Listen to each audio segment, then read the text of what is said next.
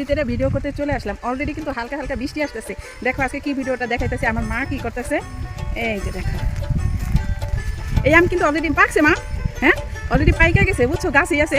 তারপর বাতাস চলে, বৃষ্টি আসলে কিন্তু আমগুলো সব পড়ে যায়, তখন দেখা যায় কি পাওয়া যায় না। আর এই দেখো বৃষ্টি কিন্তু অলরেডি আসতেছে, তোমরা কি খেয়াল করছো কিনা জানি না।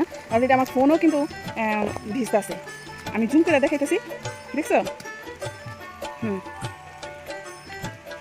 আম কি নিচে পড়ছে মা, করুক, আমি উঠা মনে। হ্যাঁ তুমি করো, দেখো মাশাআল্লাহ। এটা এটা পাকছে, ধরো আমি দুইটা একসাথে ধরতে পারি না মা, আমি কি লম্বা, আমি ওটা ধরো ধরো ধরো ধরো ধরো, আমি হলো খাটো খুটো মানুষ।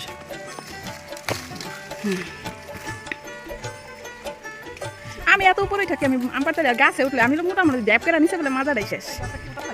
ছোট্ট একটা গাছ, আমার ওজনটা নিতে পারবো না বুঝছো। আর দেখো কত সুন্দর লাগতেছে আম গাছের নিচে, ভালো লাগতেছে না? সুন্দর লাগতেছে না? দেখো এটার জন্য ভাবলাম যে তোমাদের মাঝে ভিডিওটা নিয়ে এসে আমার মা আম পারুক আর আমি এলো ভিডিও বানাবো বুঝছো।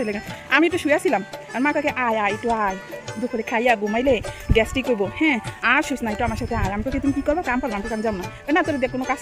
রিকের মালিক একমাত্র আল্লাহ বুঝছো। দেখো আমাদের ওই গাছের যদি তোমাদের দেখালাম না, ওই গাছের একটা আমও কিন্তু আমরা মুখে দিতে পারি না, কেন জানো? পোকা, মানে একটু বড় হলে একটু পাকলেই পোকা, ওইটা কোনো রকম গালে দেওয়া যায় না, সব আম নষ্ট।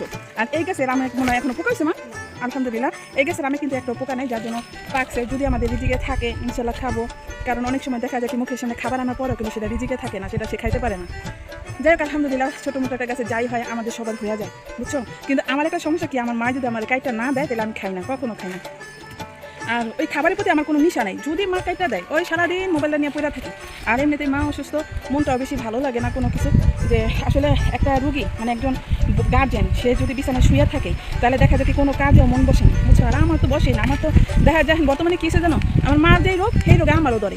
আমি এই জিনিসটা বুঝি না, আল্লাহ জানে। আমার মার সাথে সাথে দুনিয়াতে কি আমারও চলে যাওয়ার সময় হয়ে গেছে কিনা সেটা সঠিক জানি না। তবে আমার ভিডিওটা না আজকে কালারটা অনেক ভালো লাগতেছে বুঝছো মা, ভিডিওর কালারটা। হ্যাঁ আরও ছিড়বা না, দেখো সুন্দর লাগতেছে। তোমাদের উৎসাহিত আমার ভিডিওগুলো আমার ভালো লাগে, তোমরা আমার ভিডিওগুলো দেখো, আমার কাছে খুবই ভালো লাগে বুঝছো। খাইবা নাকি উঠাইতেছি মা, দাঁড়াও না, আমরা তো আমি যাইতেছি না মা। দেখো বাতাস আলহামদুলিল্লাহ। দেখো আমাদের এই আমটা কিন্তু আম রূপালি, তাই না মা? আসলে রূপালি ন্যাংরা কি লেগে যায় এইরকম নাম, তারপর আমি জানি না। আর দেখো আমাদের এই পুকুরটার ভিতরে আগে কিন্তু সবাই গোসল করতো, এখন আমরা কেউই করি না। সবাই করে কিন্তু আমরা করি না, কেন আমি তো এমনিতেই ভয় পাই। আর এখানে কিন্তু আমাদের মাছ আছে, তুমি খাও মা, বাদ দিয়ে নিলাম আম রূপালি। দেখছো বুঝলি, রিজিকের মালিক আল্লাহ।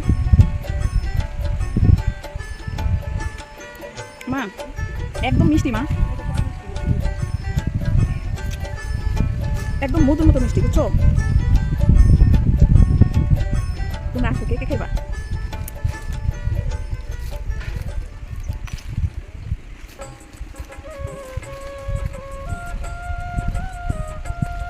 বিচি একদম দেখো ছোট বিচি, অনেক রসালো। যাই হোক আমি কাছে নিচে সেই ভিডিওগুলো বানাইলাম, তোমাদের কাছে যদি ভালো লাগে অবশ্যই লাইক কমেন্ট শেয়ার করে দেবো। আল্লাহ হাফেজ। আমি আর আমার মা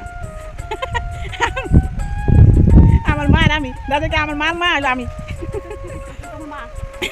তো বন্ধুরা আল্লাহ হাফেজ, ভালো থেকো। আসলে দুনিয়াতে কে বাসে কে মারা জানি না, তো স্মৃতিগুলো থেকে দিব। আল্লাহ হাফেজ।